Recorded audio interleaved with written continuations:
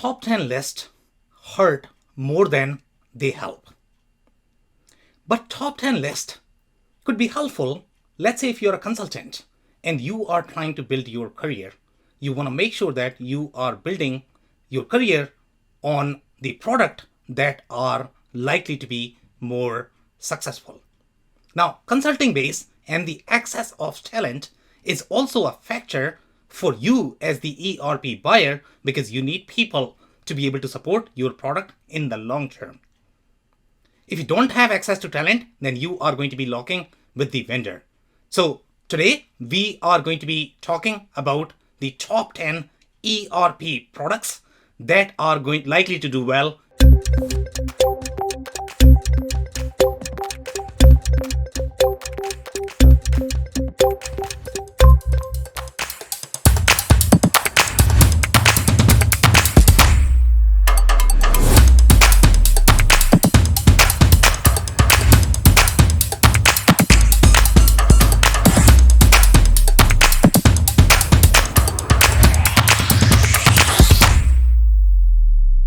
Hello everyone, my name is Sam Gupta and I am principal at Elevate IQ. As part of Elevate IQ, we are the independent ERP and digital transformation consulting firm. We help our clients with the business process re-engineering, business process redesign, system architecture, information architecture, system selection, ERP implementation, and ERP project recoveries. Now let's go back to our today's topic, which is going to be the top 10 ERP systems.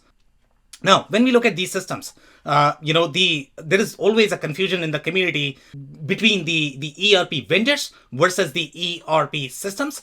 Our goal from this list is to capture the systems that have the highest market share overall from the product perspective, not really from the vendor perspective.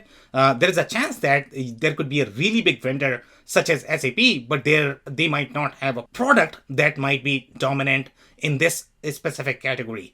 Now, we have utilized a criteria to make sure that we are going to be objective with our assessment. We have analyzed over 200 ERP systems and the vendors, and we do this on a daily basis. So, I am going to talk about the criteria first, and then finally we are going to be reviewing which are the products that really made to our list. So, in terms of the criteria, the very first thing that we have captured is the overall market share of the product. Okay, and the market share is always defined in terms of the size of the customer, also the number of the customers. If the product is going to be bigger, but they might not have as many customers, the market share is going to be larger. The higher the market share of the product, the higher it is likely to rank on our list. Now, the second factor that we have considered is going to be the ownership or funding. Who owns the product? If the product is going to be owned by PE company, and if they are trying to sell this company after 5 years, the product strategy is likely to change. But if it is owned by a corporate investor, long-term investor, then the product strategy is likely not going to change. And that's why if it is going to be owned by PE company, then it's likely to rank lower on our list. Now, the other factor that we have looked is going to be the quality of development. And that is going to be in terms of overall how the product is designed and how strong the development team is. It's also going to have flavors such as the quality of the publicly available documentation.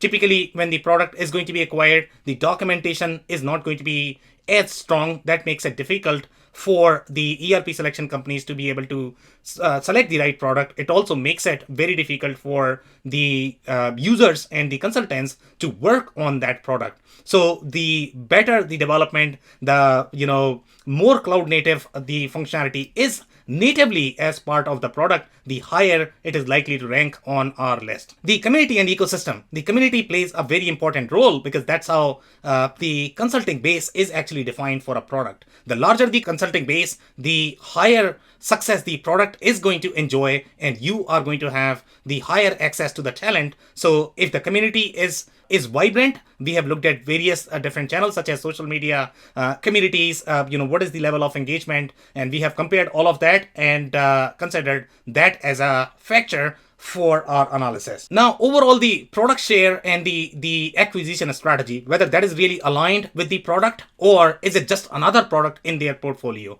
If it is just another product in their portfolio, then it is likely to rank lower on our list. But if the product is going to be bread and butter for the company, it is likely to rank higher on our list. Now, ability to natively support diverse business models. Now, there might be very many very focused products that could be great for the specific industries, but they struggle with the diverse business models. For example, if a company is going to be manufacturing as well as they might do a little bit of construction, then the manufacturing products are not going to work. So the diverse the product, the higher it is going to rank on our list. User reviews and publishers' control on the channel is also a factor. How vibrant is the user community is, how detailed they are in their reviews, and what are the aspects they are highlighting about the product. The deeper the reviews, the higher it is likely to rank on our list. And publishers' control on the channel. If the publisher is not going to have as much control on the channel and they are simply selling to a bunch of distributors who cares only for the license sales, and after that they are not going to care for the success of the implementation, the product is going to likely rank lower on our list. But the most important criteria is that it has to be an ERP product which should be integrated. It cannot be one of the edge products such as CRM or HCM. Those products are not qualified to be on this list.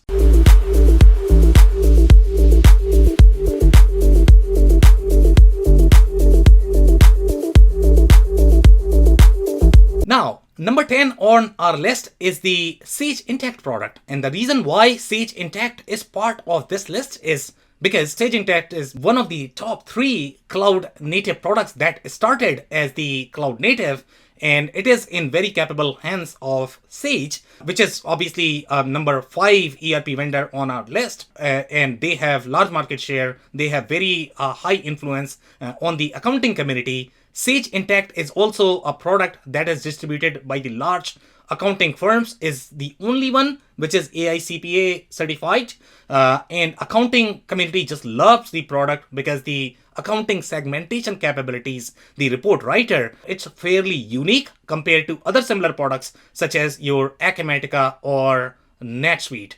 But the reason why it is a 10 and not number 1 is because Sage Intacct is very strong financial product. It has very deep globalized and localized functionality, but struggles with the deeper operational capabilities that you are going to find in the other competing products such as your Acumatica or NetSuite. So Sage Intacct might not work for product-centric industries. It does really well in the service-centric industries. Sage Intacct also acquired the Bright Pearl company. So now we are going to see that natively it is actually going to integrate, and natively it is going to support those DTC e-commerce business models. So Sage Intacct is likely to grow their footprint in that space. For these reasons, Sage Intacct is at number 10 on our list of top ERP systems.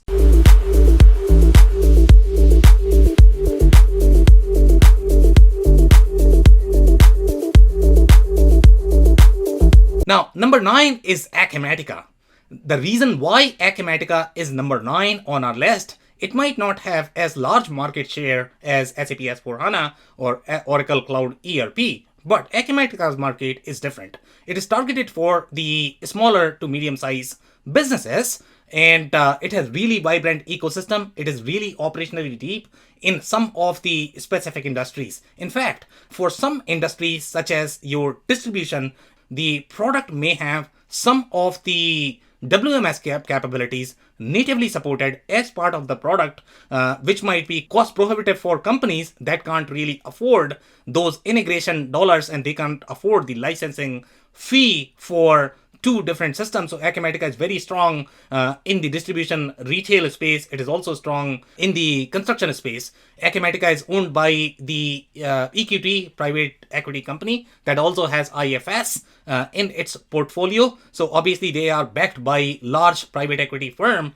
which means they are going to have large cash. So again, when we look at the journey of NetSuite and Sage Intacct, that ended up with Sage and Oracle. But in this particular case, I don't know where Acumatica is going to end up. But Acumatica is positioned to be a system which is likely to grow. The ecosystem is likely to grow, and it should be part of the top 10 ERP list.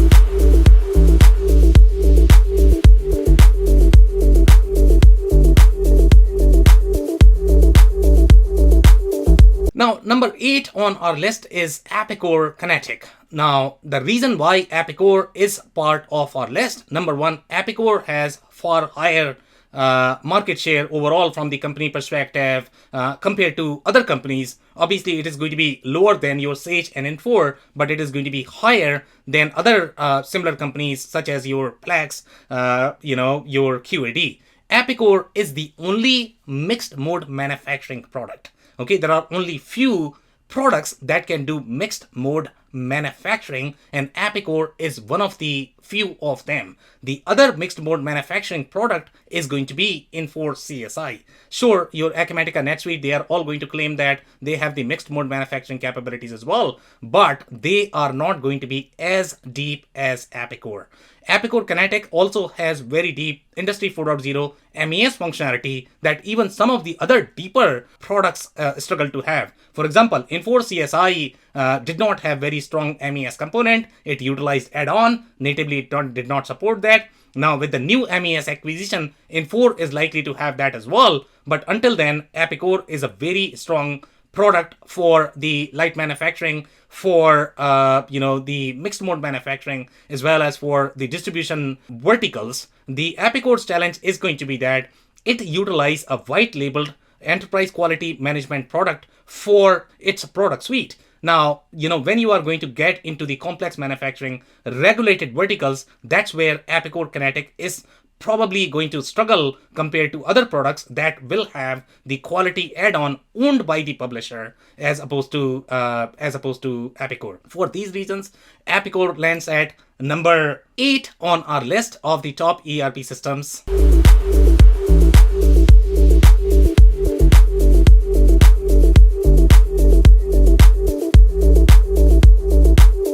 Now, number 7 on our list is going to be Sage X3. And the reason why Sage X3 is at number 7, it's a very strong product for the process food manufacturing, food and beverage, as well as for the agriculture. In fact, it is probably the only product that can serve the upper mid-market. In the discrete manufacturing space, you have a lot of different deep operational products that can serve the need of the discrete manufacturing. For example, your Infor CSI, Epicor. But in the process verticals, you really don't have as much presence. You have a lot of products in the startup and the smaller space. For example, Aptine ROS, Aptine Process Pro. You have products such as DCOM, Syspro. But really in that upper mid-market where you are going to require that multi-entity globalized functionality to be able to support entities in different countries, Sage X3 is perhaps the only product in the market that can provide that functionality. In fact, it could be stronger than some of the other larger products, for example, SAP S/4HANA or Oracle Cloud ERP in those agriculture-centric capabilities or the food and beverage-centric capabilities, because it is really designed from that perspective. Also, since it is with Sage, it's in very capable hands. Sage has a very vibrant community and the partner channel, and that's the reason Sage X3 is at number 7 on our list of top product.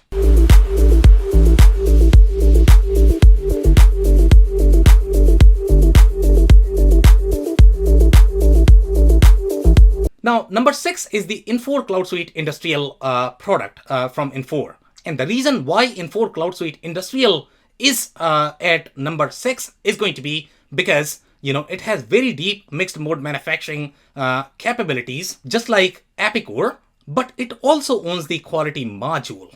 And the quality module is going to be critical for the OEMs that actually are in the, let's say, aerospace and defense space that have very deep quality requirements. Other competing products, when you look at, products such as QAD, Plex, they don't have as deep mixed mode manufacturing capabilities. So your Infor CloudSuite Industrial is really designed for that mixed mode manufacturing. Infor CSI also works really well with large OEMs. For example, let's say if you talk about the electric vehicle car manufacturers. When they are going to have large ecosystem, they are going to have very complex bombs, very complex products. They are going to have multiple companies involved in that field service component, where they are going to be doing a lot of heavy lifting during that transaction of field service. That's where Infor CSI product really shines. So for those reasons, Infor CSI lands at number 6 on our list.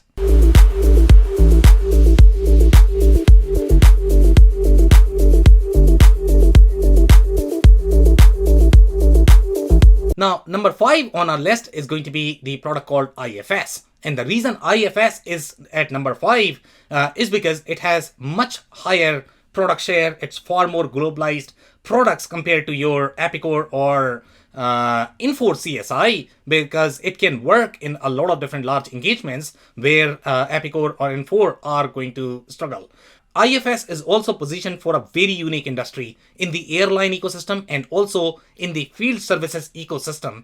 And IFS does not really have much of the competition in those spaces. The products that are going to be competing in those spaces are not going to be as operationally rich. So IFS really enjoys very deep capabilities. By the way, IFS also has very deep cloud native functionality. The product has similar feel as your Acumatica, and they are really ahead overall in their cloud native development.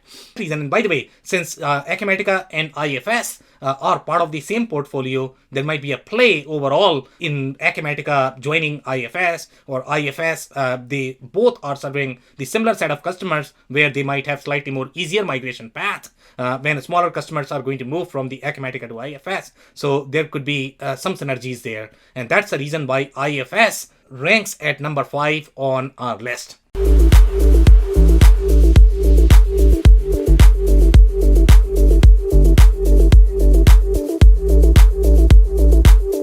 Now, number 4 on our list is going to be the SAP S4 HANA product. Obviously, SAP S4 HANA has the largest market share overall, just because the size of the customers they are going to have is going to be far larger than other newer competitors such as Acumatica or NetSuite.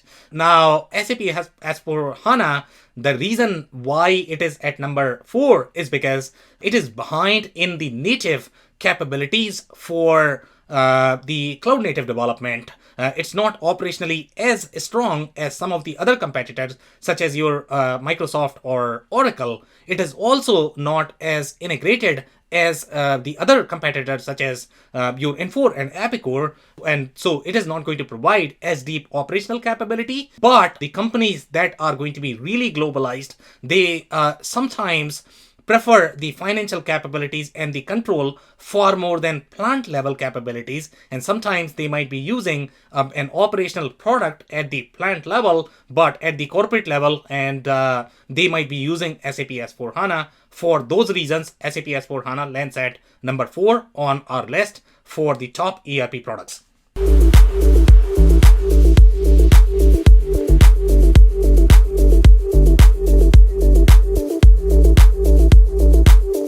Now, the number 3 on our list is going to be Microsoft Dynamics 365 Finance and Operations. The reason why Microsoft Dynamics 365 Finance and Operations is number 3 is because it is ahead in cloud native development compared to your S4 HANA.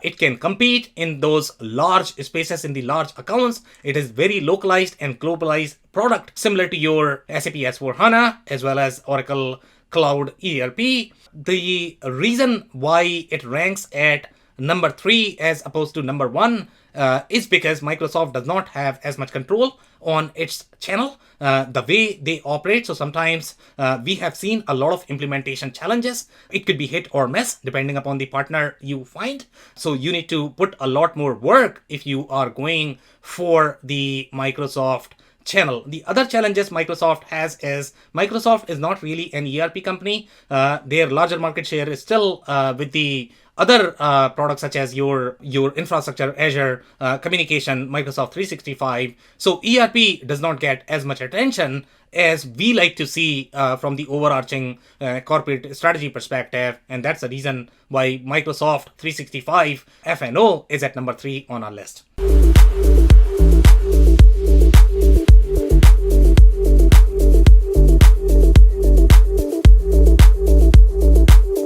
Now, number 2 on our list is going to be Oracle Cloud ERP. And the reason why Oracle Cloud ERP is at number 2 is because, it's designed for those large corporations which require that best of breed architecture. It's a very globalized and localized product. It competes with the likes of S4 HANA and Microsoft Dynamics 365 F&O. It has very deep cloud native operational functionality as part of the ERP core, but it is not going to have as deep best of breed architecture that SAP is going to have. But at the same time, it is not really suitable for these small to mid-sized companies that cannot afford the large integration dollars when you are going to be integrating this product in the best of breed architecture or develop some of the last mile functionality that these industries are going to require. That's why Oracle Cloud ERP ranks at number 2 on our list of top ERP products for this year.